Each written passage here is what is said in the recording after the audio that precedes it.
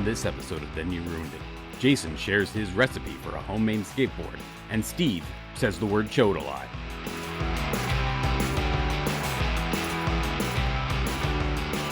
So I'm going to do the classic Steve move where I have a subject, something I want to talk about, but in order to appear caring and equal opportunity, even though I know you have nothing to add, I first kick it to you, Jason, with, did you ever skateboard? No. I wanted to. But there's a certain period where it seemed like the coolest thing, and then I don't know if that's where I figured out my lack of coordination. Maybe that was basketball. I don't remember exactly when that was, but I definitely no. I never really did it. Skateboarding, rollerblading, any of that stuff. It was a pretty short lived. I feel like maybe I tried to get my mom to buy me rollerblades, but I may have stopped short of, are you any good on them? And then finding out, no, I'm not. Okay, so I shouldn't buy those. All right, but I feel like maybe I did own like a pair. You have to own the thing and put the work in before you're going to get good at it. No one just puts on rollerblades for the first time and you're like, oh, hey. But there's a certain yes, if I fall down doing something, you know what the lesson is. What do? You fall down, we fall down so we can pick ourselves back up, dust ourselves off, and do it again. That's not me. I fall down, I say, well, I fell down. I don't want to fall down again, so I'm stopping. That's why I'm not Batman. I can never be Batman. Why do we fall down, Master Bruce? No, get back up. No, stay. What are you doing? Don't just lay on the ground. It's my Michael Caine, by the way. Thank you. We are aware. We are aware. I do specifically, I know you want to get to your thing, but I do want to point out that my brother made a skateboard in like shop class. So yeah. Oh man. It was literally a plank of wood with like skateboard wheels on it. So again, finding out later on that, a skateboard is not just a completely flat piece of wood. And the wood was like thick. It was like 1/4 inch thick. He was like, I made a skateboard. And I was like, oh, I can try to learn on that. So I would like ride that, and it's like, man, look at this. I can ride a skateboard. It would literally just be like me like pushing myself across the room. It's like, whoa, I'm a rad dude. I'm extreme, Mom. I think I tried to do like one, not even a trick, but just do like the kick the back of it, and it flips up to hit your hand. I think that hit me in the shins. I'm like, skateboarding sucks. So it all went about as you expect from me. So that was my skateboarding journey. I was never cool enough or just uncaring about my body enough. Oh, all the things you could have done. All the places you would have gone. You could have a dope story like this one. This is my skateboarding journey. So, a little bit of context for all the Gen Zers out there. Skateboarding was cool. Much like cocaine. No, disagree. So, I would not compare the two things. I'm not going to. You know what was cool? Like skateboards? What, they're both extreme. Okay. They're both stuff that teens did in the 80s. Yeah, I think now it's moved on from teens. I think it's just adults do coke. But well, now, yeah. But back then, I don't know. When I was a kid, all teenagers were in a gang and doing drugs. I mean, that's what we were told. That's why we couldn't go out with our friends. Exactly. Yeah. I'm just doing what I was told. So I used to think that I was going to be the next Tony Hawk. I thought I was going to be a great skateboarder. And I thought this because there was a place where we would go every summer by the lake by us. There was this nice little gated condo community that we would spend time at. And there was all the sidewalks that went around connecting all the condos. And I would take the skateboard and I would just cruise around this place. It was a crappy little plastic one. It wasn't even a nice skateboard, but I got really good at just zooming around. Like, I thought I was the coolest kid. I had a shirt that had a dinosaur on it. I had sunglasses. I had a flat top haircut, and I was just kicking around on my skateboard. I have never been cooler, and I have never thought more of myself as I was zooming around like this. So that's just what I would do. I would just be zooming around, cruising, just doing laps, scoping for babes, like you do when you're like, probably 9. It's where I met my wife. That's what I'm waiting for. That would have been cool. That'd be a great story. No, so because I could do this and I was really good at it, I thought, I'm really good at skateboarding. I'm going to skateboard forever. And then I hit a rock. And as I hit the rock, I flew off the skateboard, went up into the air, and came down in the only splits I've ever done in my life. I landed full 180 degrees, legs all the way, nutsack touching the ground. It was the most pain I'd ever been in. But I still felt I was cool, so I like looked around. People were staring at me, and so I'm like, ta-da! And I just stayed there for like 2 minutes trying to figure out how to get my legs back the way they belong. And I very slowly walked back to the condo, put the skateboard in the closet, and said, that life is not for me. So you went a little further than I did, but you still ultimately decided, no, I am not a skater boy. I hit my nuts on the sidewalk, dude, and my chode at the same time. You don't come back from that easily. Tony Hawk, did you ever have any really gnarly wipeouts? Oh yeah, man, I racked myself on poles a few times. Did you ever hit both balls and chode? Oh no, man, that would have made me quit. I never would have continued if that had happened. See, the Hawk gets me. I would love for somebody to interview him and ask him if he ever hit both the balls and the chode. Like, no, I wouldn't be the man I am today if I had. I've never landed the 720 or whatever the amazing thing he landed was. I would never allow myself to get to that point even. It's just like, if you have like a slight fall, it's just like, well, I can see that's only going to get worse. And I'm probably going to die. So I'm going to stop. Cut my losses. Mom, put the rollerblades in the closet and give me that video game. I'm stopping. Well, after the damage you did to your chode, that's probably for the best. If my mom had ever said your chode to me, I don't know that I could have ever come back from that.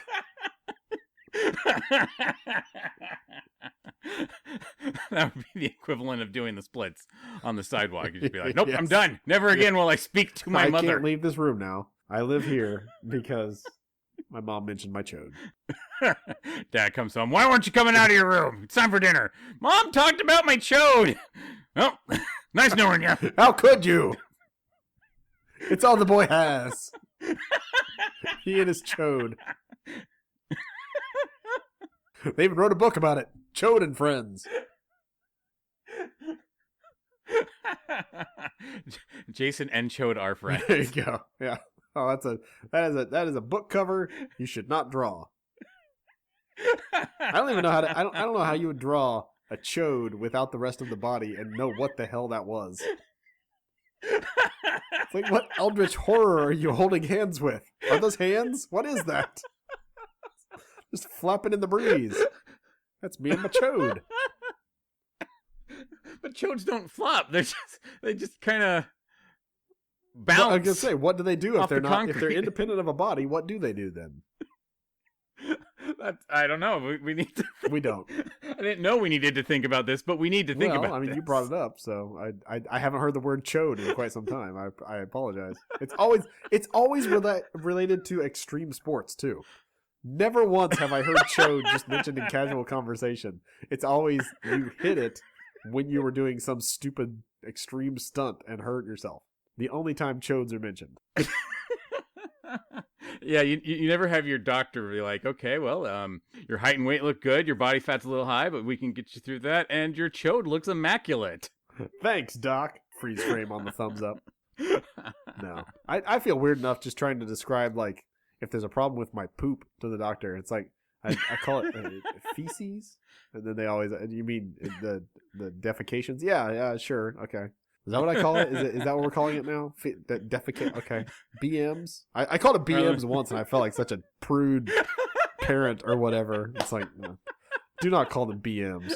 That's stupid. I can't remember where I'd heard that recently, but I had something I had to go to the doctor for. And notice when I BM, it's like, what are you doing?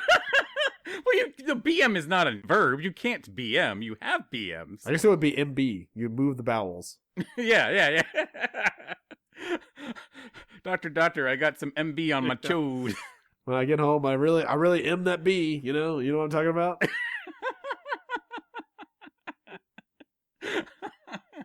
Oh, that sounds worse than just take a poop. Gonna M some B all over this WC. Move this bowel all over this water closet? Is that what that was? Yeah.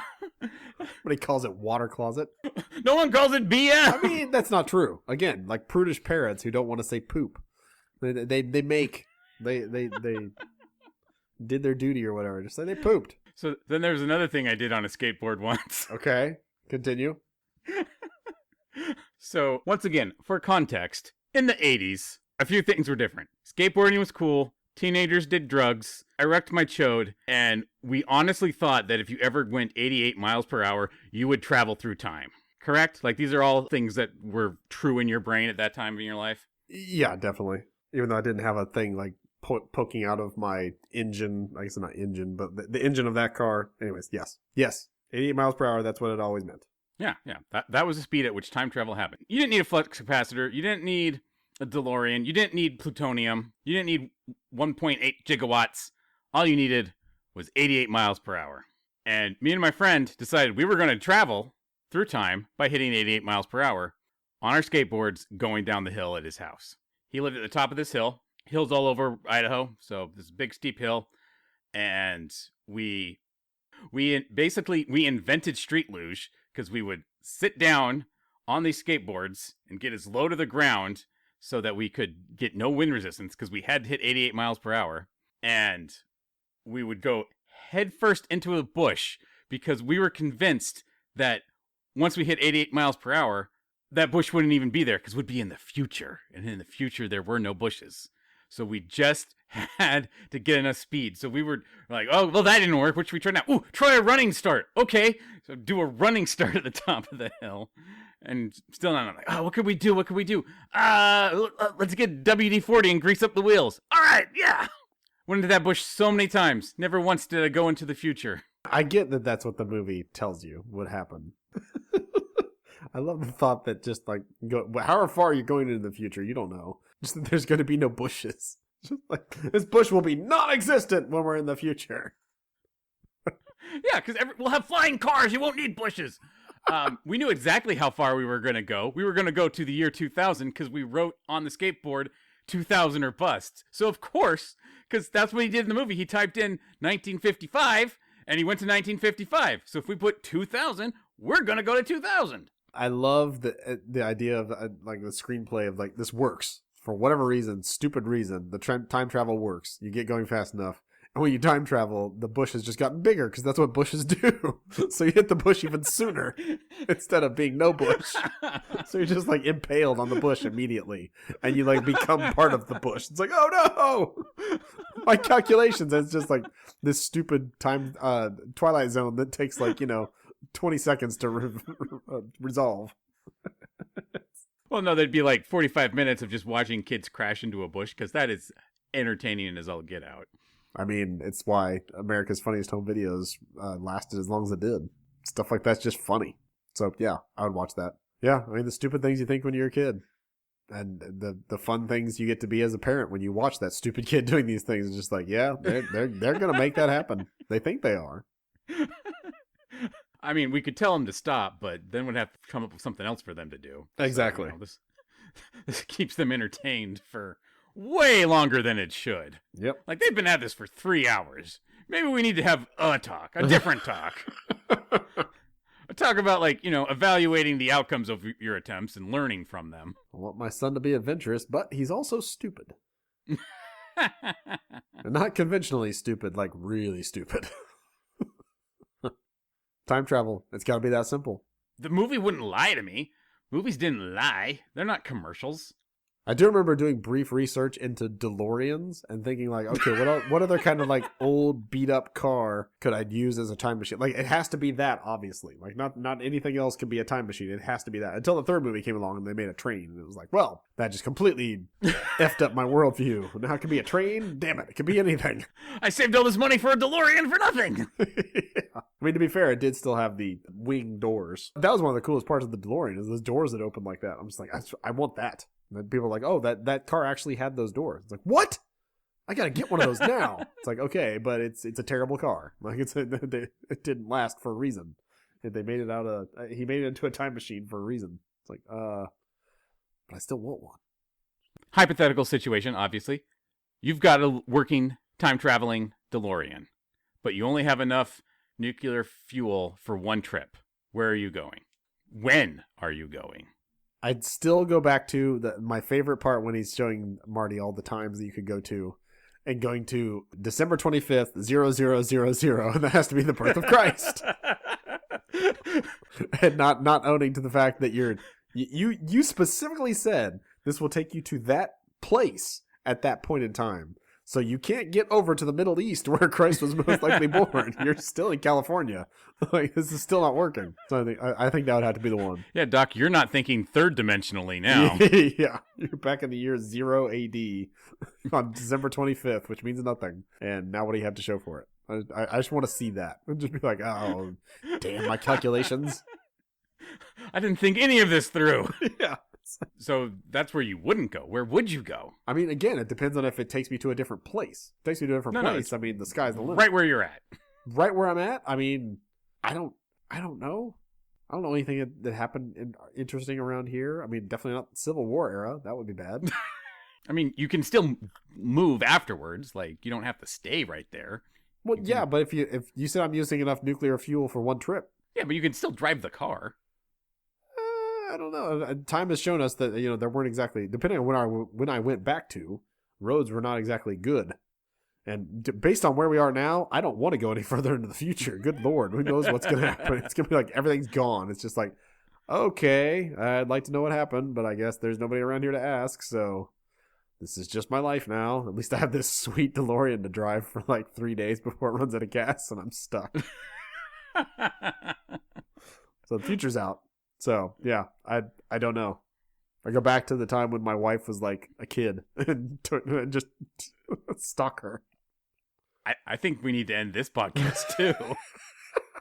Not in that way. I just want to say she looks like a super nerd in her pictures, and I just want to witness that nerdiness as a child, because I know what mine was like, and mine was, again, uber nerd in many ways. So we'll see. Like, yep, that's why we're perfect for each other. We're both goobers. Now I can go back. Oh, crap. I can't? Okay. I guess I'm staying in the 80s. The 80s is a good choice, too, just because it was cool.